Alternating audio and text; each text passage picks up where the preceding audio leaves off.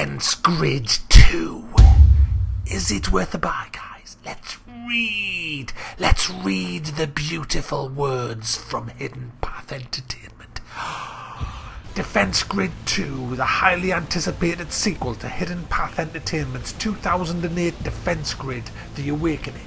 Setting the bar as the definitive tower defense game, Defense Grid 2 introduces new worlds and threats to test your tower placement strategies. With a bold new look, a compelling single-player campaign and the addition of new game modes, online player versus player and multiplayer co-op, every playthrough brings fun new opportunities and challenges. It's finally dropped, guys, the sequel to Defense Grid. And to give you an idea of how much I like this game, the original Defense Grid: The Awakening, I knocked up 279 hours playing it. I've played pretty much every tower defense game out there, and nothing compares to Defense Grid, the first one. It's just off the scale. It's just awesome. It's a fabulous game. So this one really did get my juices flowing. So what's the differences? Well, I'm going to start off with some good stuff. It's got 21 different maps. It has a lot of multiplayer modes. It's got co-op and it has versus. The way versus works, by the way, is you both have the same map and you both have the same aliens that's coming at you. But every time you kill an alien, it appears on your opponent's map stronger and tougher. So the faster you kill the aliens on your map, the faster you're going to overwhelm your opponent. Hilarious, guys. Hilarious. Then obviously you've got the cooperative, where you can have, it has local co-op, but it also has online co-op, where you can set up a game with just your friends if you want, or you can join the big matchmaking search. But essentially that you can have it where you share resources, where you can just, anybody can put towers anywhere they want on the map, or you can be designated a little area, and I think it goes up to 4 players. So loads of fun to be had just in multiplayer alone. But let's get on with the single player, the campaign, the 21 map campaign. It has the voice actors from the first one, who are, in my opinion, that Fletcher is the best voice in any video game. He's awesome. He's so over the top British. Some of the things that he says is hilarious. I can listen to that guy all day. He's awesome. So he's back, and the story's a bit, yeah, but I just listen for when he says bugger. I love the way he says bugger. Kill the buggers. I can't do it, but yeah, buggers. Buggers, guys. I, for one, am almost embarrassed to admit I quite enjoyed killing every last one of the buggers. So, essentially, it's a disappointment, guys. I've tried to hide the fact, and I'm disappointed with it. I've tried to pretend I'm not disappointed with it, but I am. I'm gonna have to come out of the closet, guys, and say I'm disappointed. I'm disappointed, guys. I've tried to fool you, but bugger, I'm disappointed. Why am I disappointed? Well, I'll tell you. It's been consoleized. Ugh, you bastards! You f***ing consoleized the bloody best tower defense game in the f***ing world! You've given! You f***ing given to the c***s! You have! You Hidden Path! Hidden Path! You f***ing given to the little c***s on the consoles! You have! And I'm f***ed off at it! Mac, get a grip. Sorry, guys. I'm sorry. That's how I feel inside. That's how I feel inside. And I can't disguise that fact, guys. It's a great game. It's a great game, but let me tell you something. There's no anti-aliasing at all. Buggers! There's no anti-aliasing, guys. There's no anti... guys, the graphics look shit. When you zoom in, it's jaggedness. It's jagged Zarus. It's just... It's for a TV. It's for the console people on the TV.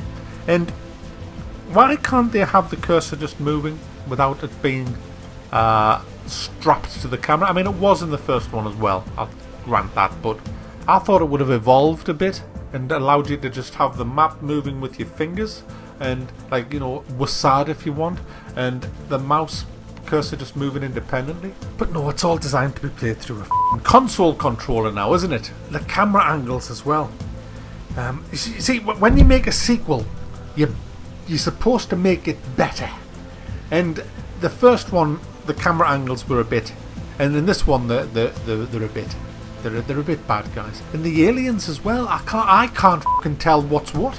In the first Defense Grid, you didn't even need to look at your radar to see what was coming.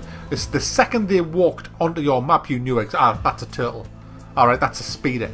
Alright, but in this, they are so kind of bland, the aliens, that, yeah, I don't know what the who's who. I just see, something moves, shoot the that's it. It's like, I set my strategy up, put my Teslas at the front so that if there's something with a shield comes out, the only reason I can tell the shielded ones because they're kind of purple, so I know them.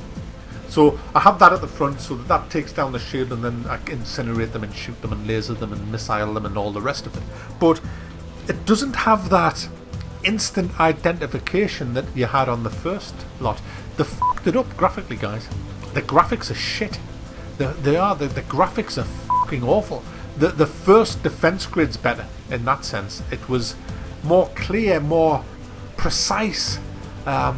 This is a bit of a mess. It's a bit. I mean, the effects are better. I'll give them that. I mean, the missiles flying in and the smoke trails and all that, and the sound effects is better. All that is better. All that is good and good. But the core of the game is you should be able to easily identify the aliens when you see them. Also, as well.